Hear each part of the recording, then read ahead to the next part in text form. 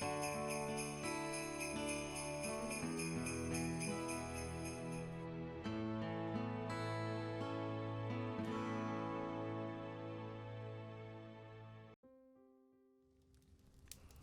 kids! My name is Snowball, the Christmas puppy. Come, gather around the fire with my three buddies, Dancer, Lars, and Comet, as I tell you some of the most beautiful Christmas tales. Our first tale is called The Legend of the White Gifts, and it goes like this. A great many years ago, in a land far away from us, there was a certain king who was dearly beloved by all of his people. Men admired him because he was strong and just. In all his dealings, they knew that they could depend on him. Every matter that came to his consideration was carefully weighed in his mind, and his decisions were always wise.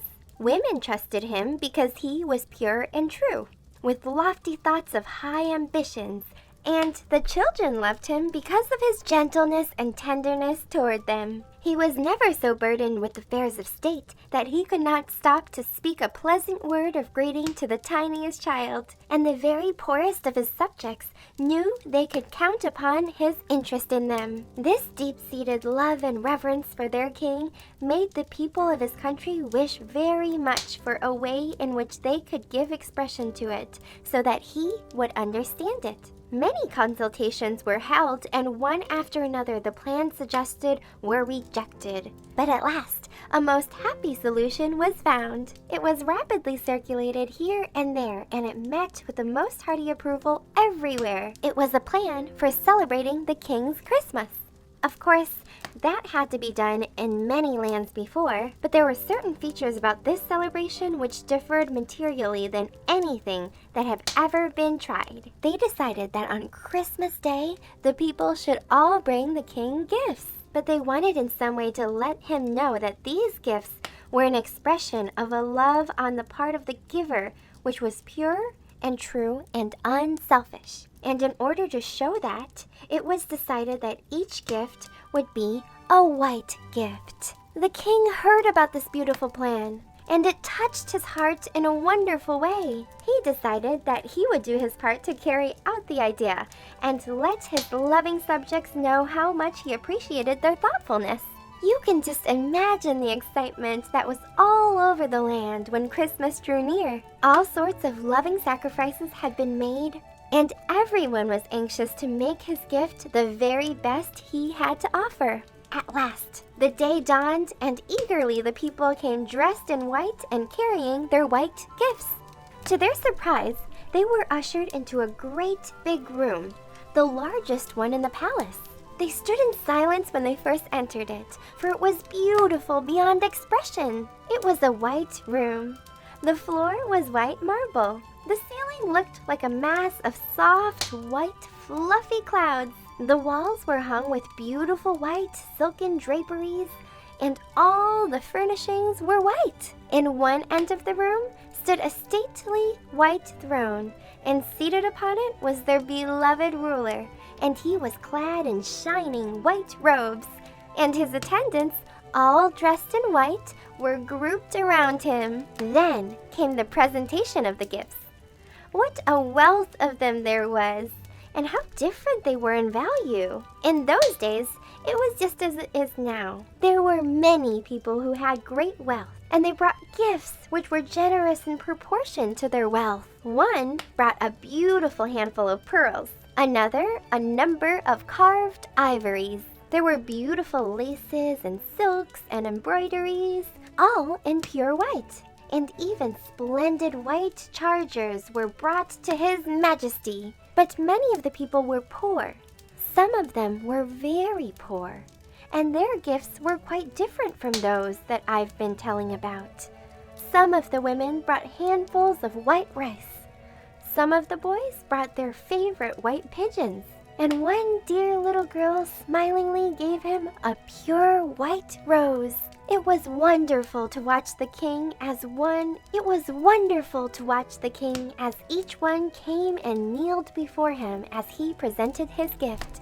He never seemed to notice whether the gift was great or small. He regarded not one gift above another so long as they were all white. Never had the king been so happy as he was that day, and never had such real joy filled the hearts of the people. They decided to use the same plan every Christmas. And so it came to pass that year after year the people came from here and there and everywhere and brought their white gifts. The gifts which showed that their love was pure, strong, true, without stain. And year after year the king sat in his white robes on the white throne in a great white room, and it was always the same. He regarded not one gift above another, so long as they were all white.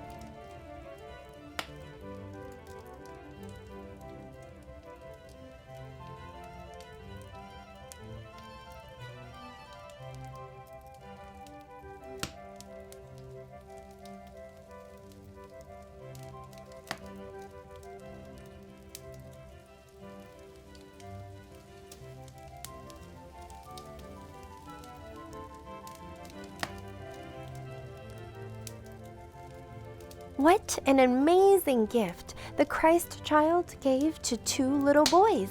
Speaking of trees, gather round, children. The next story is just a wonderful one. It's the legend of how the fir tree became the Christmas tree. At the time when the Christ child was born, all the people, the animals, and the trees and plants were very happy. The child was born to bring peace and happiness to the whole world. People came daily to see the little one, and they always brought gifts with them. There were 3 trees standing near the manger, which saw the people, and they wished that they too might give presents to the Christ child. The palm said, "I will choose my most beautiful leaf and place it as a fan over the child." "And I," said the olive, "will sprinkle sweet-smelling oil upon his head." "What can I give the child?" asked the fir who stood near. You have nothing to offer him. Your needles would prick him. "And your tears are sticky." So the poor little fir tree was very unhappy, and it said, "Yes, you are right. I have nothing to offer the Christ child." Now, quite near the trees, stood the Christmas angel, who heard all that the trees had said. The angel was sorry for the fir tree, who was so lowly without envy of the other trees. So when it was dark and the stars came out, he begged a few of the little stars to come down and rest upon the branches of the fir tree. They did as the Christmas angel asked, and the fir tree shone suddenly with a beautiful light. And at that very moment, the Christ child opened his eyes, for he had been asleep. And as the lonely light fell upon him, he smiled. Every year, people keep the dear Christmas child's birthday by giving gifts to each other. And every year, in remembrance of his first birthday, the Christmas angel places in every house a fir tree, also covered in starry candles. It shines for the children as the stars shone for the Christ child. The fir tree was rewarded for its meekness, for to no other tree is it given to shine upon so many happy faces.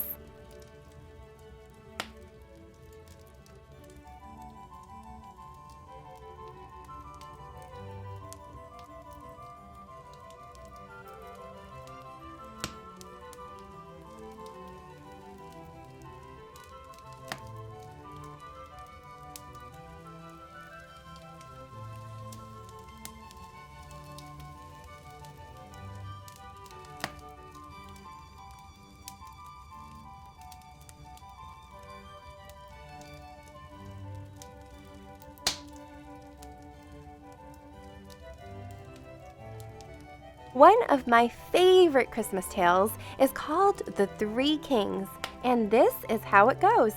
3 kings came riding from far away, Melchior and Gaspar and Balthazar. 3 wise men out of the east were they, and they traveled by night and slept by day, for their guide was a beautiful, wonderful star. The star was so beautiful, large, and clear, and all the other stars in the sky became a white mist in the atmosphere, and by this they knew that the coming was near of the prince foretold in the prophecy. 3 caskets they bore on their saddle bows, 3 caskets of gold and golden keys. Their robes were of crimson silk and rows of bells and pomegranates and furbelows, their turbans like blossoming almond trees. And so the 3 kings rode into the west, through the dusk of the night, over the hill and dell, and sometimes they nodded with beard on breast, and sometimes talked as they paused to rest. With the people they met at some wayside well. "Of the child that is born," said Balthazar, "good people, I pray you, tell us the news. For we in the east have seen this star, and have ridden fast, and have ridden far, to find and worship the King of the Jews." And the people answered, "Psst! You ask in vain. We know of no king but Herod the Great." They thought the wise men were insane, as they spurred their horses across the plain like riders in haste who cannot wait. And when they came to Jerusalem, Herod the Great, who heard this thing, sent for the wise men and questioned them, and said, "Go down to Bethlehem, and bring me tidings of this new king."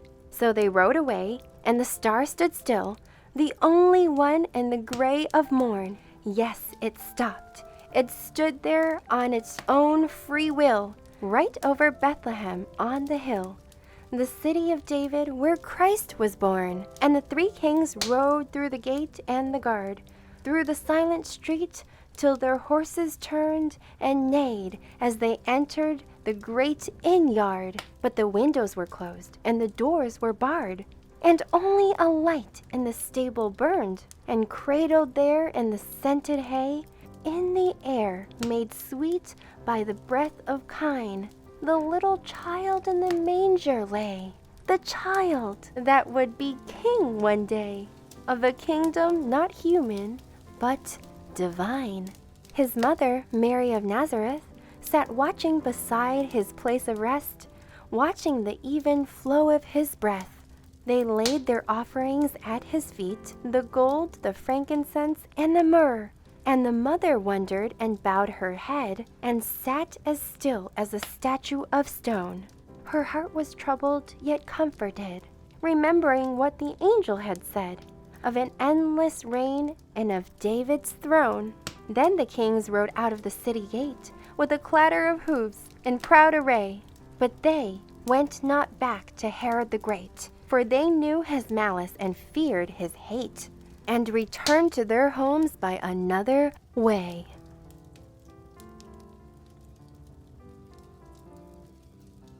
What a wonderful story! Our next Christmas tale is called Little Piccola, about a little girl who received the most wonderful Christmas surprise.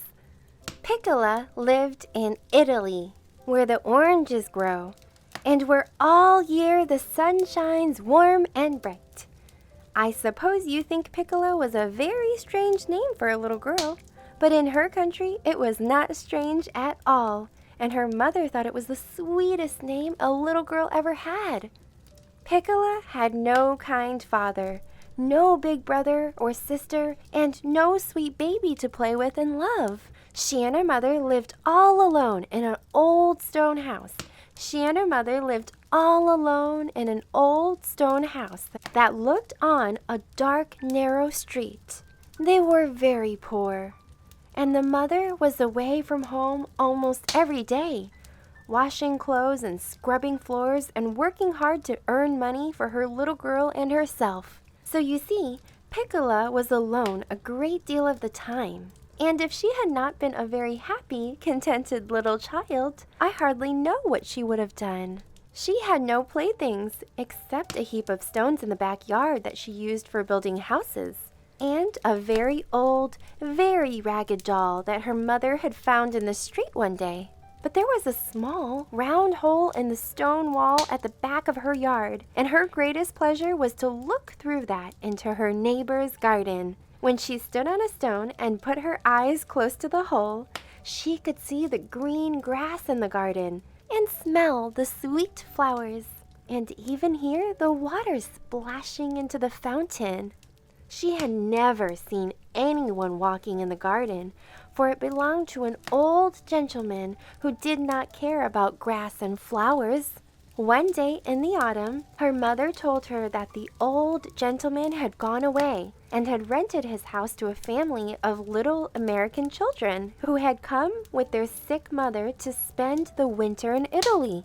After this, Piccola was never lonely, for all day long the children ran and played and danced and sang in the garden. It was several weeks before they saw her at all, and I'm not sure that they would have ever done so, but one day the kitten ran away, and in chasing her they came close to the wall and saw Piccola's black eyes looking through the hole in the stones. They were a little frightened at first and did not speak to her, but the next day she was there again, and Rose, the oldest girl, went up to the wall and talked to her a little while. When the children found that she had no one to play with and she was very lonely, they talked to her every day and often brought her fruits and candies and passed them through the hole in the wall. One day they even pushed the kitten through, but the hole was hardly large enough for her, and she mewed and scratched, and she was very much frightened. Meow! Meow! Meow! After that, the little boy said he would ask his father if the hole might not be made larger, and then Piccola could come in and play with them. The father had found out that Piccola's mother was a very good woman, and that the little girl herself was sweet and kind. So he was very glad to have some of the stones broken away and made an opening for Piccola to come in. How excited she was, and how glad the children were when she first stepped into the garden. She wore her best dress, a long, bright-colored woolen skirt with a white waist. Around her neck was a string of beads, and on her feet were little wooden shoes. It would seem very strange to us, would it not, to wear wooden shoes? But Piccola and her mother had never worn anything else, and never had the money to buy stockings. Piccola almost always ran about barefooted, like the kittens and the chickens and the little ducks. What a good time they had that day, and how glad Piccola's mother was that her little girl could have such a pleasant, safe place to play in while she was at work. And how glad Piccola's mother was. By and by, December came, and the little Americans began to talk about Christmas. One day, when Piccola's curly head and bright eyes came peeping through the hole in the wall, and they ran to her and helped her in, and as they did so, they all asked her at once what she thought she would have for a Christmas present. "A Christmas present?" said Piccola. "Why, what is that?" All the children looked surprised at this, and Rose said rather gravely, "Dear Piccola, don't you know what Christmas is?" Oh, yes. Piccola knew it was the happy day when the baby Christ was born, and she had been to church on the day and heard the beautiful singing and had seen the picture of the babe lying in the manger with cattle and sheep sleeping round about. Oh, yes, she knew all that very well. But what was a Christmas present? The children began to laugh and answer her all together. There was such a clatter of tongues that she could hear only a few words now and then, such as chimney, Santa Claus, stockings, reindeer, Christmas Eve, candies, and toys. Piccola put her hands over her ears and said, "Oh, I can't understand one word. You tell me, Rose." Then Rose told her all about jolly Santa Claus with his red cheeks and white beard and fur coat, and all about his reindeer and sleigh full of toys. "Dear Piccola, every Christmas Eve," said Rose, "he comes down the chimney and fills the stockings of all the good children. So Piccola, you hang up your stocking, and who knows what a beautiful present you will find when the morning comes." Of course, Piccola thought this was a delightful plan, and was very pleased to hear about it. Then all the children told her of every Christmas Eve they could remember, and of the presents they had had, so that she went home thinking of nothing but dolls and hoops and balls and ribbons and marbles and wagons and kites.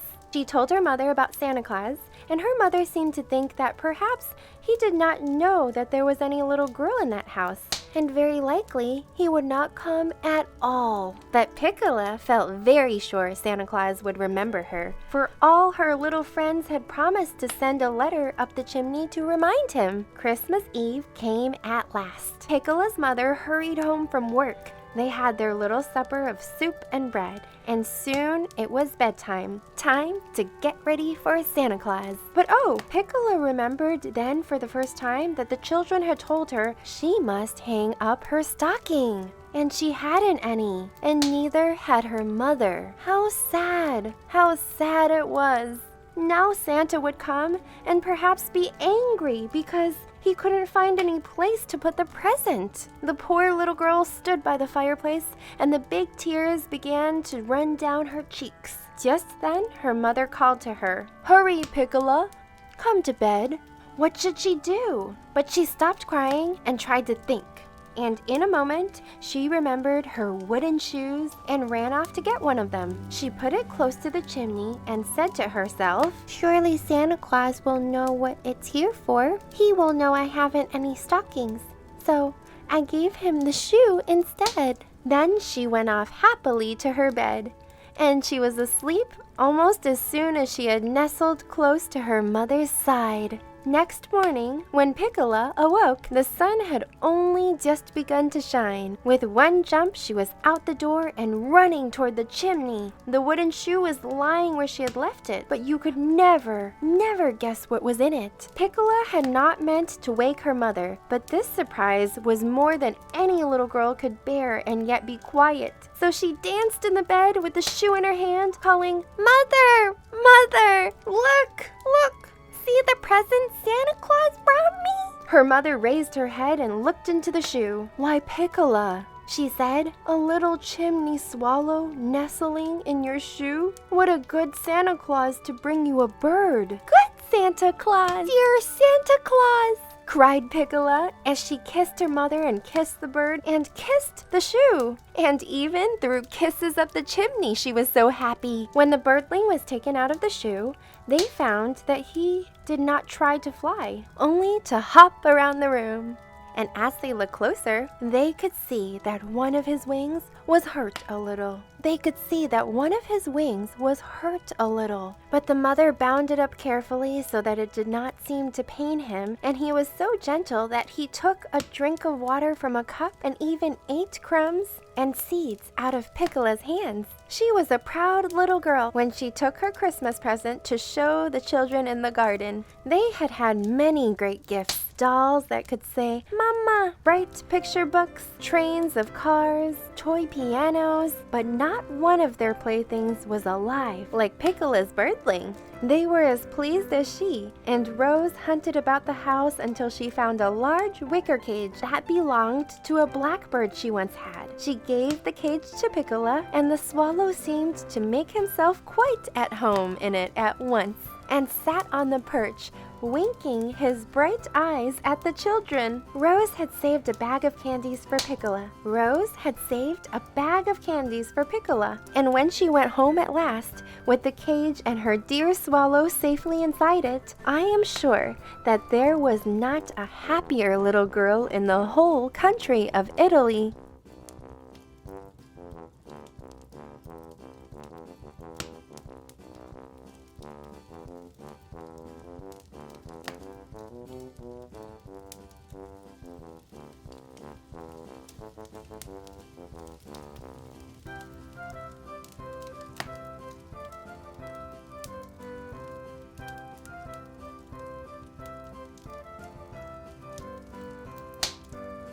And so ends this beautiful Christmas tale. Now I will tell you the story of how this wonderful holiday we call Christmas came to be. Christmas Day, as you know, dear children, is Christ's birthday.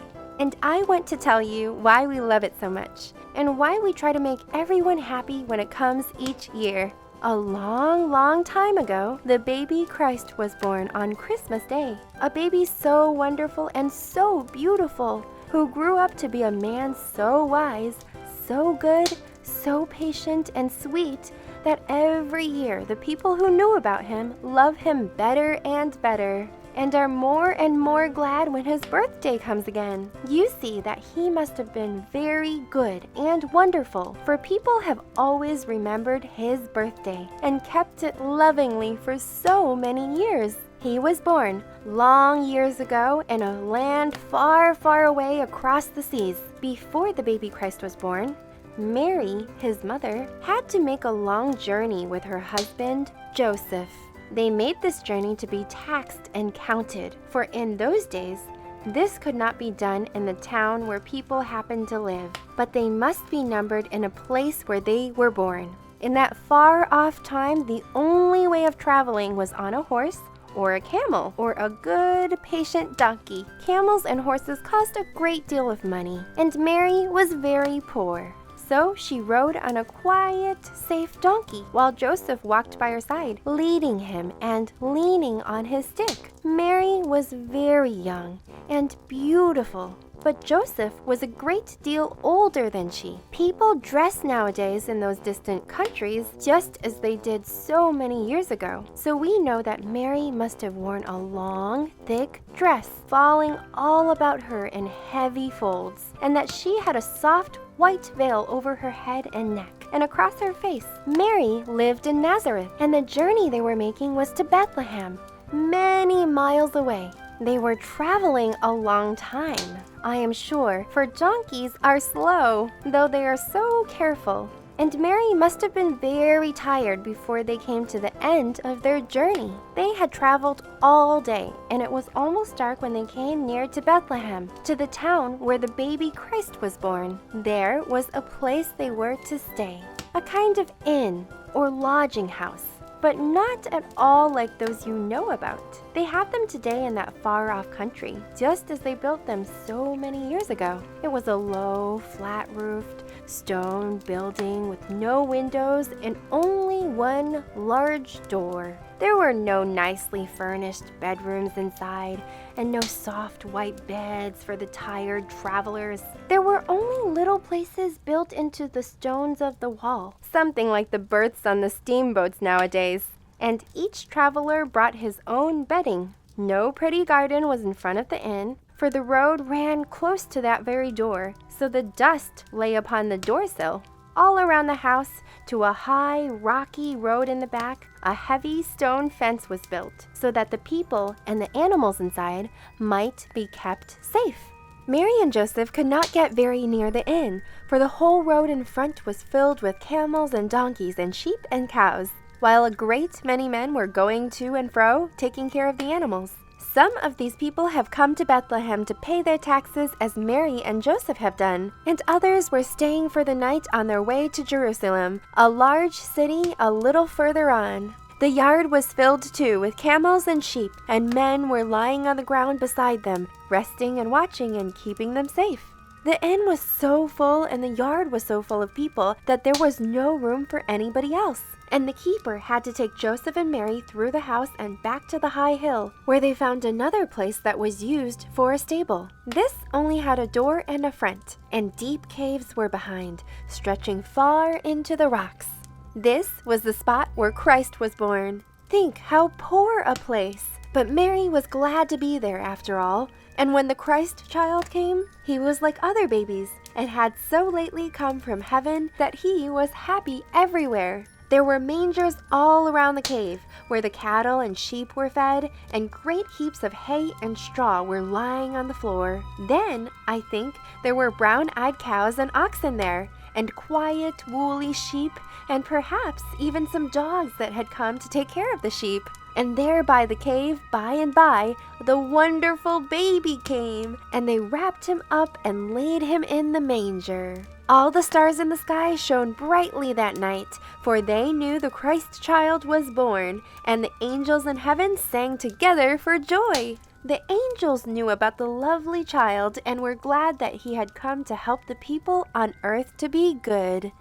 There lay a beautiful baby, with a manger for his bed, and oxen and sheep, all sleeping quietly around him. His mother watched him and loved him. Many people came to see him, for they have heard that a wonderful child was to be born in Bethlehem. All the people in the inn visited him, and even the shepherds left their flocks in the fields and sought the child and his mother. But the baby was very tiny and could not talk any more than any other tiny child. So he lay in his mother's lap, or in the manger, and only looked at the people. So after they had seen him and left him, they went away again. After a time, when the baby had grown larger, Mary took him back to Nazareth, and there he lived and grew up. And he grew to be such a sweet, wise, loving boy, such a tender, helpful man. And he said so many good and beautiful things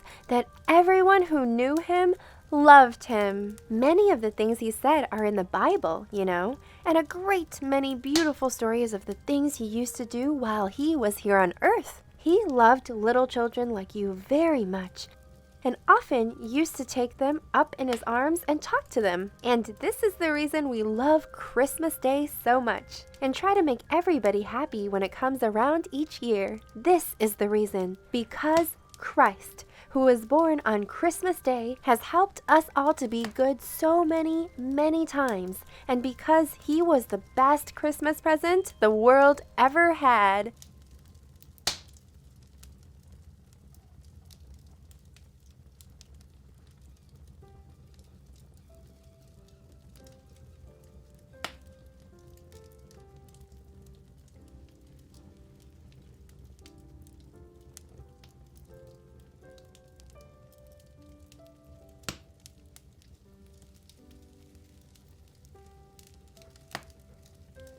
Next is the beautiful tale of two little boys who met a very special child on a cold winter's night. Two little children were sitting by the fire on Christmas Eve. All at once, they heard a timid knock at the door, and one ran to open it. There, outside in the cold and in the darkness, stood a child with no shoes upon his feet and clad in thin, ragged garments. He was shivering with cold, and he asked to come in and warm himself. "Yes, come," cried both the children. "You shall have our place by the fire. Come in." They drew the little stranger to their warm seat and shared their supper with him and gave him their bed while they slept on a hard bench. In the night, they were awakened by strains of sweet music, and looking out, they saw a band of children in shining garments approaching the house. They were playing on golden harps, and the air was full of melody. Suddenly, the stranger child stood before them, no longer cold and ragged, but clad in silvery light. His soft voice said, "I was cold, and you took me in. I was hungry, and you fed me. I was tired, and you gave me your bed. I am the Christ child, wandering through the world to bring happiness and peace to all good children. As you have given to me, so may this tree every year give rich fruit to you." He broke a branch from the fir tree that grew near the door, and he planted it in the ground and disappeared. But the branch grew into a great tree, and every year it bore wonderful golden fruit for the kind children.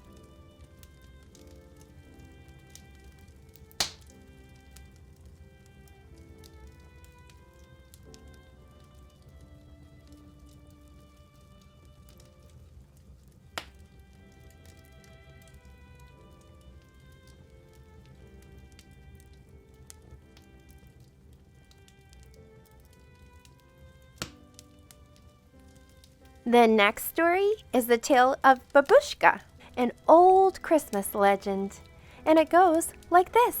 It was the night the dear Christ child came to Bethlehem. In a country far away from him, an old woman named Babushka sat in her snug little house by her warm fire. The wind was drifting the snow outside and howling down the chimney, but it only made Babushka's fire burn more brightly. "How glad I am that I may stay indoors," said Babushka, holding her hands out to the bright blaze. But suddenly, she heard a loud rap at the door. She opened it, and her candle shone on 3 old men standing outside in the snow. Their beards were as white as the snow, and so long that they reached the ground. Their eyes shone kindly in the light of Babushka's candle, and their arms were full of precious things, boxes of jewels, and sweet-smelling oils and ointments. "We have traveled far, Babushka," Said they. "and we stopped to tell you of the baby prince born this night in Bethlehem. He comes to rule the world and teach all men to be loving and true. We carry him gifts. Come with us, Babushka." But Babushka looked at the driving snow, and then inside at her cozy room, and at the crackling fire. "It is too late for me to go with you, good sirs," she said. "The weather is too cold." She went inside again and shut the door, and the old man journeyed on to Bethlehem without her. But as Babushka sat by her fire, rocking, she began to think about the little Christ child, for she loved all babies. "Tomorrow I will go find him," she said. "Tomorrow, when it is light, I will carry him some toys." So when it was morning, Babushka put on her long cloak and took her staff and filled a basket with pretty things a baby would like: gold balls and wooden toys and strings of silver cobwebs. And she set out to find the Christ child. But oh, Babushka had forgotten to ask the 3 old men the road to Bethlehem, and they had traveled so far through the night that she could not overtake them. Up and down the roads she hurried, through the woods and fields and towns, saying to whomsoever she met, "I go to find the Christ child. Where does he lie? I bring some pretty toys for his sake." But no one could tell her the way to go, and they all said, "Farther on, Babushka, farther on." So she traveled on and on and on for years and years, but she never found the little Christ child. They say that old Babushka is traveling still, looking for him. When it comes Christmas Eve, and the children are lying fast asleep, Babushka comes softly through the snowy fields and towns, wrapped in her long cloak and carrying her basket on her arm. With her staff, she raps gently on the doors and goes inside and holds her candle close to the little children's faces. "Is he here?" she asks. "Is the little Christ child here?" And then she turns sorrowfully away again, crying, "Farther on, farther on." But before she leaves, she takes a toy from her basket and lays it beside the pillow for a Christmas gift. "For his sake," she says softly, and then hurries on through the years and forever in search of the little Christ child.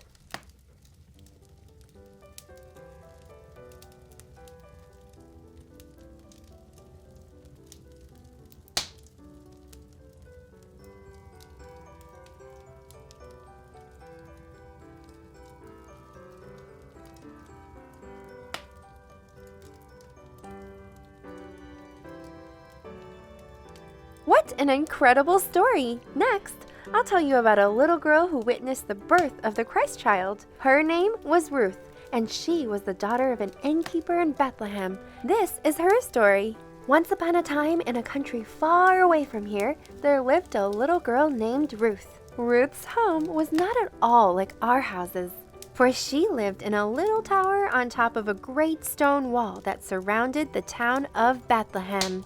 Ruth's father was the hotel keeper. The Bible says the innkeeper. This inn was not at all like our hotels either.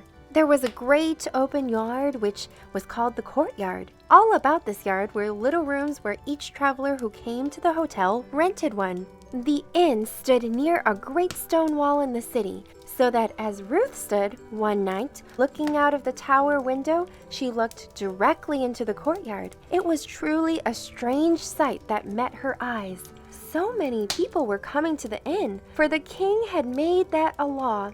For the king had made a law that every man should come back to the city where his father used to live to be counted and to pay his taxes. Some of the people came on the backs of camels with great rolls of bedding and their dishes for cooking upon the back of the beast. Some of them came on little donkeys, and on their backs too were the bedding and the dishes. Some of the people were walking slowly. They were so tired. Many miles some of them had come.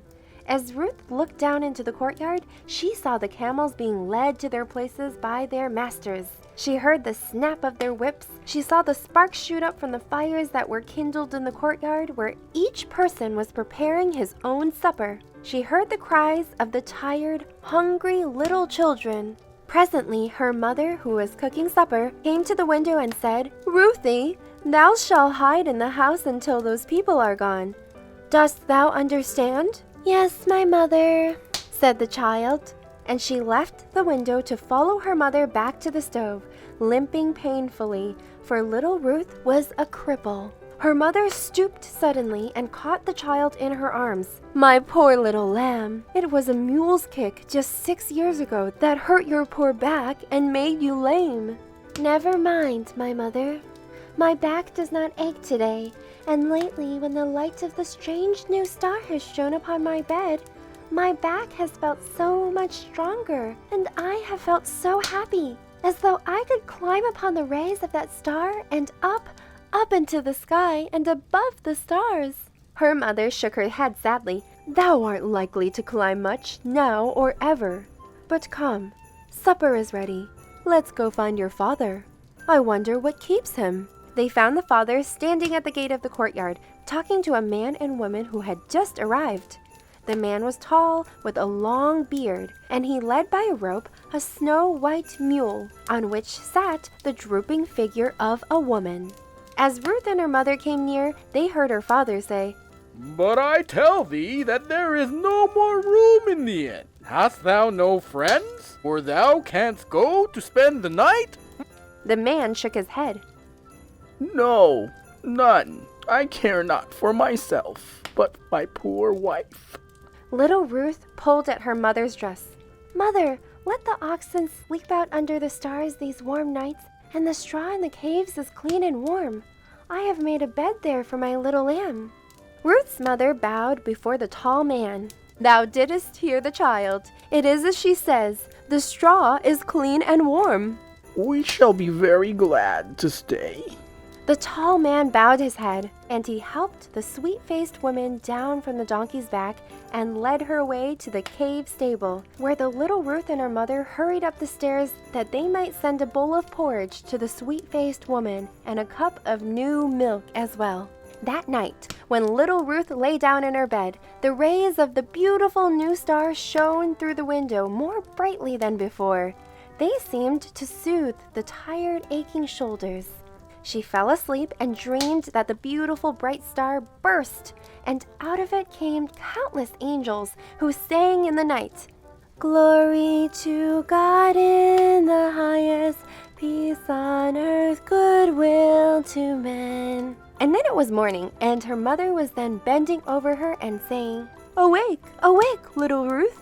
Mother has something to tell thee." Then, as her eyes opened slowly, the angels came in. The angels came in the night, one by one, and left a baby to lay beside your little white lamb in the manger. That afternoon, Ruth went with her mother to the fountain. The mother turned aside to talk to the other women of the town about the strange things heard and seen the night before. But Ruth went and sat down by the edge of the fountain. The child was not frightened, for strangers came often to the well, but never had she seen men who looked like the three who now came towards her. The first one, a tall man with a long white beard, came close to Ruth and said, "Canst tell us, child, where is born he that is called the King of the Jews?" "I know of no king," she answered, "but last night, while the star was shining, the angels brought a baby to lie beside my white lamb in the manger." The stranger bowed his head. "That must be he.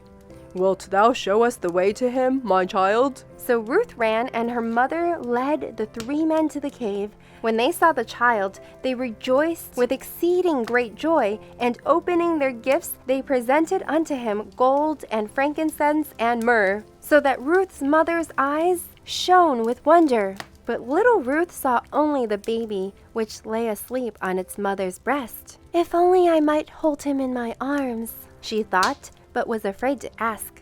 After a few days, the strangers left Bethlehem, all but 3, the man whose name was Joseph, and Mary, his wife, and the baby. Then, as of old, little Ruth played about the courtyard, and a little white lamb frolicked at her side. Often she dropped to her knees to press the little woolly white head against her breast, while she murmured, "My little lamb, my very own, I love you, Lammy." And then together they would steal over to the entrance of the cave to peep in at the baby, and always she thought, "If I only might touch his hand," but was afraid to ask. One night, as she lay in her bed, she thought to herself, "Oh, I wish I had a beautiful gift for him, such as the wise man brought. But I have nothing at all to offer, and I love him so much. Just then the light of a star, which was nightly fading, fell across the foot of the bed and shone full upon the white lamb, which lay asleep at her feet. And then she thought of something. The next morning she arose with her face shining with joy. She dressed carefully, and with the white lamb held close to her breast, went slowly and painfully down the stairway and over to the door of the cave. "I have come," she said, "and I have brought him my white lamb." The mother smiled at the lame child. Then she lifted the baby from her breast and placed him in the arms of the little maid who knelt at her feet. A few days later, an angel came to the father Joseph and told him to take the baby and hurry to the land of Egypt, for the wicked king wanted to do it harm. So these 3, the father, mother, and baby, went by night to the far country of Egypt. And the star grew dimmer and passed away forever from the skies over Bethlehem. But little Ruth grew straight and strong and beautiful as the almond trees in the courtyard, and all the people who saw her were amazed. For Ruth once was a cripple. "It was the light of a strange star," her mother said. But little Ruth knew that it was the touch of the blessed Christ child who was once folded against her heart. What a beautiful story! I hope you enjoyed this and all the other Christmas tales we shared together around the fire. I know I did. Merry Christmas, everybody, and Happy New Year! God bless you!